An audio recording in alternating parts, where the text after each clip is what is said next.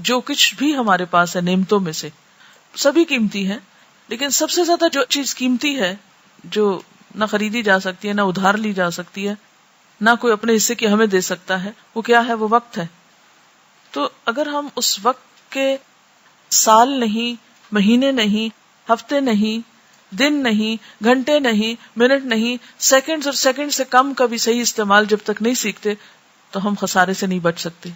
اسی لیے اللہ تعالیٰ نے سورۃ العصر، عصر زمانہ یہ وقت کا دوسرا نام ہے، اس کے ساتھ ہی فرمایا ان الانسان لفی خسر، یقیناً انسان خسارے میں، سوائے اس کے کہ آپ یہ 4 کام کریں جو آگے اس میں بتائے گئے.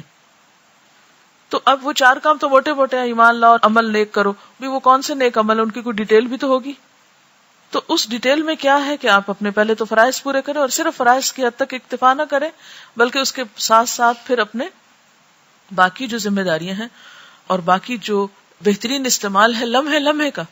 یعنی ہمیں یہ نہیں دیکھنا کہ آج کا ہمارا دن کیسے گزرا، صرف یہ نہیں دیکھنا ہمیں، بلکہ کیا دیکھنا ہے کہ آج صبح، دوپہر، شام، پھر صرف صبح دوپہر شام نہیں، ہمارا گھنٹہ گھنٹہ کیسے گزرا، اور گھنٹہ گھنٹہ نہیں، ہمارا لمحہ لمحہ کیسے گزرا. جیسے ایک بزرگ نے کہا تھا نا کہ اپنا احتساب اس طرح کرو کہ تم ہر لمحے یہ دیکھتے رہو کہ جنت سے کتنے قریب ہو رہے ہو، جہنم سے کتنے دور ہو رہے ہو، اللہ سے کتنے قریب ہو رہے ہو، شیطان سے کتنے دور ہو رہے ہو، یا وائس ورسا.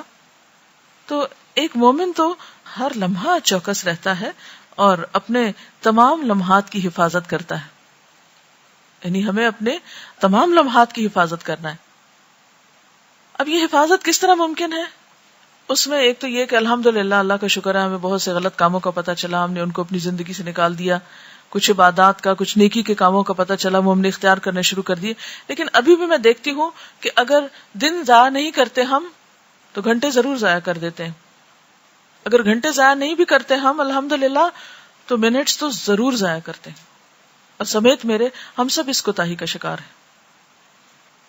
اور پھر صرف اتنا نہیں کہ استعمال کرنا ہے ان اوقات اور لمحات کو، بلکہ ہمارا اصل مقابلہ کس چیز کا ہے کہ ہم نیکی میں آگے کتنا بڑھتے ہیں اور اس کا بہترین استعمال کیسے کرتے ہیں. یعنی ایک تو یہ ہے نا کہ ہم نے اوقات گنوائے نہیں، ضائع نہیں کیے، سستی اور کسل مندی سے کام نہیں لیا.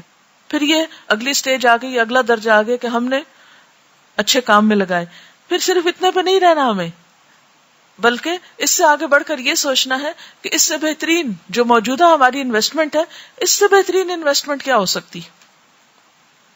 تو جہاں تک لمحات کی حفاظت کا تعلق ہے تو اللہ کا ذکر آپ کے ساتھ ہے ہر وقت. کچھ نہیں آپ کو اس کے لیے کرنا پڑتا. آپ آدھی نیند میں بھی ہیں تو آپ کی زبان ہل سکتی ہے، آپ اپنے دل میں اللہ کو یاد کر سکتے ہیں، کیونکہ بعض اوقات زبان تک ہلانے کی ضرورت نہیں اگر پاسبل نہیں ہے آپ کے لیے. یعنی کچھ وقت ایسے ہوتے ہیں یا کچھ جگہیں ایسی ہوتی ہیں کہ جہاں آپ زبان اور ہونٹ بھی نہیں ہلا سکتے، یا معیوب لگتا ہے بعض اوقات کہ آپ کسی مجلس میں بیٹھے تو آپ دل سے تو اللہ کو یاد کر سکتے ہیں نا. اور ذکر جو ہے، جتنے بھی اعمال ہیں ان سب میں انسان کے درجات کی بلندی کا سبب جو وہ ذکر ہے. بلکہ یہ ایک اضافی عمل ہے نا. ایک اضافی عمل کیسے؟ جیسے نماز ہے تو نماز میں پھر ذکر، یعنی نماز فریضہ بھی ہے اور ساتھ اللہ کا ذکر بھی ہے. روزہ ہے تو روزے میں ذکر، حج ہے تو اس میں ذکر، کسی کی عادت کرنے جا رہے تو اس میں ذکر، گھر کا کام کر رہے ہیں، کھانا پکا رہے. یعنی یہ عمل ایسا ہے، یہ جو ایک اضافی عمل بھی ہے اور اضافی اجر بھی ہے اس کا. یعنی آپ نیکی کے کام کو مزید نیک بنا سکتے ہیں، بہترین بنا سکتے ہیں اگر آپ اس میں اللہ تعالیٰ کا ذکر شامل کر لیتے ہیں. آپ ایک جائز، مباح، بہترین نیکی کا کام کر رہے ہیں. مثلا آپ کسی کی مدد کر رہے ہیں، کسی کی خدمت کر رہے ہیں، بذات خود یہ ایک بہت ہی بہترین عمل ہے. لیکن اس بہترین عمل کو مزید کیسے آپ بہترین بنا سکتے ہیں؟ مزید اس میں ذکر کر کے. آپ خاموش بیٹھنے کی بجائے، چاہے آپ ایک بہت اچھا اعلیٰ درجے کا کام کر رہے ہیں لیکن ساتھ آپ ذکر جاری رکھ سکتے ہیں. ٹھیک ہے. ایک تو یہ ہے لمحات کی حفاظت اور ان کا بہترین استعمال. اور پھر اس کے بعد یہ ہے کہ علم حاصل کرنا ایک بڑی فضیلت کا کام ہے، لیکن جو ہمارے پاس علم ہے اس علم کو عمل میں لانا اور پھر اپنے گولز متعین کرنا، اپنے اہداف متعین کرنا اور پھر اہداف کو اوقات کے ساتھ باندھنا، یہ بے حد ضروری ہے. جو شخص بغیر کسی پلاننگ کے دن کا آغاز کر لیتا ہے اور بغیر سوچے سمجھے کہ مجھے کیا کرنا ہے، بس ٹھیک ہے جو سامنے آیا کر لوں گا، تو وہ دراصل اپنے آپ کو ضائع کرتا ہے. تو ہمیں اہداف مقرر کرنے ہیں. مثلا آپ اپنی عبادات کو اپنے سامنے رکھتے ہیں کہ مجھے نماز پڑھنی، یہ میرے فرائض میں سے ہے. آپ کا ایک سب سے بڑا اور اہم رول کیا ہے کہ آپ اللہ کے بندے ہیں. اللہ کی عبادت آپ کے اوپر ایک فرض ہے.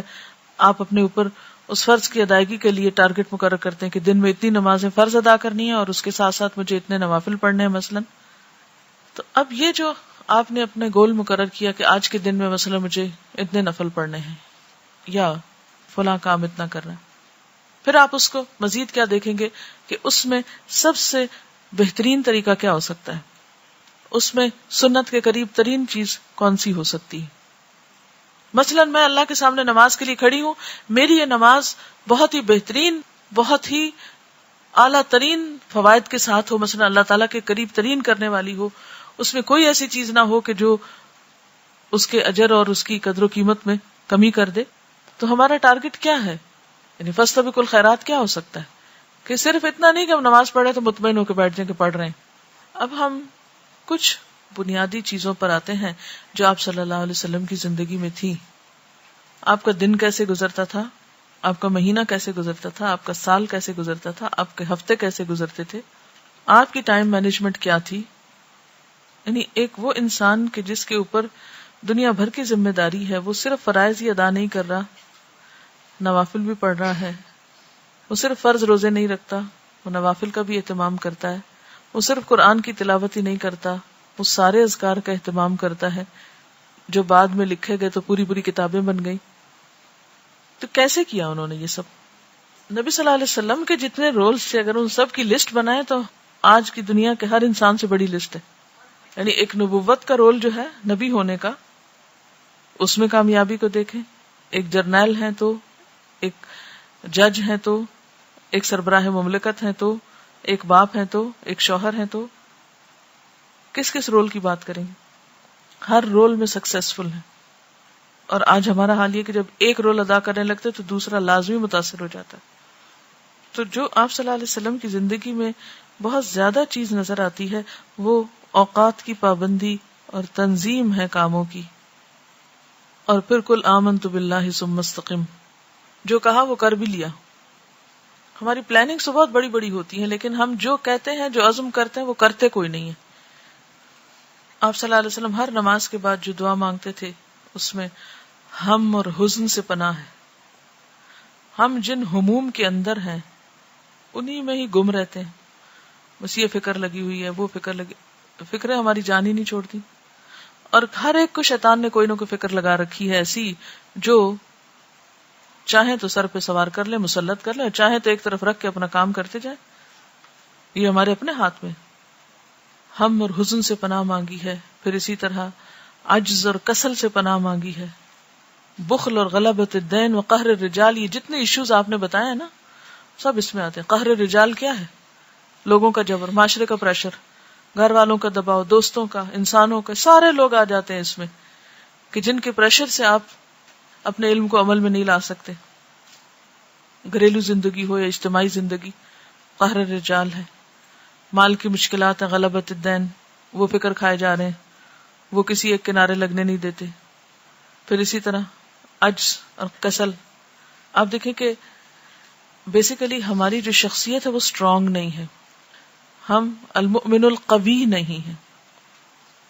تو جب آپ کی صحت کمزور ہو، جب آپ کا ایمان کمزور ہو، جب آپ کے ارادے کمزور ہوں، جب آپ کی نیتیں کمزور ہوں، جب آپ کی ہر جگہ کمزوری ہی کمزوری ہے، تو آپ نے کس چیز پر عمل کرنا ہے؟ کون سے دین پر عمل کر کے دکھا سکتے ہیں آپ؟ تو سب سے پہلے تو ہمیں قوت کی ضرورت ہے، ہر چیز کو اسٹرانگ کرنے کی ضرورت ہے. جب تک آپ خود کمزور ہیں کوئی بھی کام نہیں ہو سکتا. آپ اپنے اوقات کی تنظیم اس طرح کریں کہ جیسے وہ حدیث آئی تھی نا کہ عقل مند شخص کے لیے لازم ہے کہ اس پر کچھ گھڑیاں گزریں یا اس کی کچھ گھڑیاں ان کاموں میں گزریں، ایسی گھڑی جب کہ وہ اپنے رب سے باتیں کرے. اب ایسا تو نہیں کہ آپ مثلا کلاس میں بیٹھے ہوئے اور کلاس سے دماغ آف کر کے تو آپ اپنے رب سے باتیں شروع کر دیں. یہ وقت اس کام کے لیے تو نہیں ہے. اس کا وقت تو الگ مقرر ہونا چاہیے، اور جو چیز جس وقت کے لیے مقرر ہے اس وقت میں کریں. دوسرا ساعتن یحاسب فیہا نفسہ، ایسی گھڑی جب کہ وہ اپنی ذات کا محاسبہ کرے. کیا یہ ہم کرتے ہیں؟ اور کون سا وقت آپ نے مقرر کر رکھا ہے؟ کوئی وقت تو ہونا چاہیے نا. ہماری ٹائم مینجمنٹ اور ہمارے اعمال کی جو تنظیم ہے وہ درست ہی کوئی نہیں ہے. نہ ہم نے وقت مقرر کر رکھا ہے اپنے رب سے باتیں کرنے کا، نہ وقت مقرر کر رکھا ہے ذات کے محاسبے کا. اپنے دن کے ڈیلی ٹائم ٹیبل میں دیکھیں کون سی جگہ ہے جہاں آپ یہ کام کرتے ہیں.